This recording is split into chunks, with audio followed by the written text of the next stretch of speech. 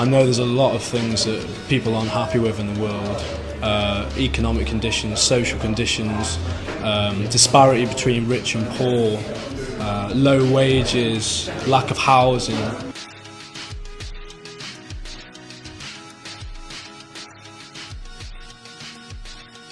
I'd say the place to start would be social media and the internet, because it's the biggest source of communication nowadays.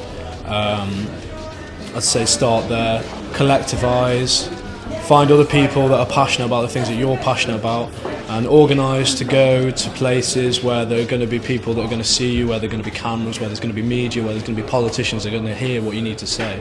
I think a number of people throughout the world, in the Western world, have found that the last, say, 6 years have been especially challenging and have caused enormous strife and conflict. You want to have a society that recognizes the right of assembly, the right of protest, and that doesn't do something to curtail those democratic freedoms. All you have to do is look at the Occupy movement that's been happening over the last few years, and you see young people across Western Europe, young people throughout North America who are very energized about their potential as agents of change, who can take to the streets, who can make demands, who can work in a non-hierarchical fashion. And there's always a stigma around protest that it's always going to end up turning violent, but it shouldn't.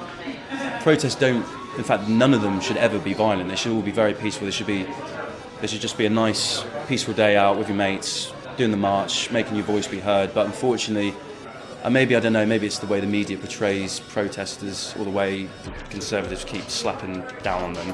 So there's a stigma around it that protesting is a kind of bit of a rabble.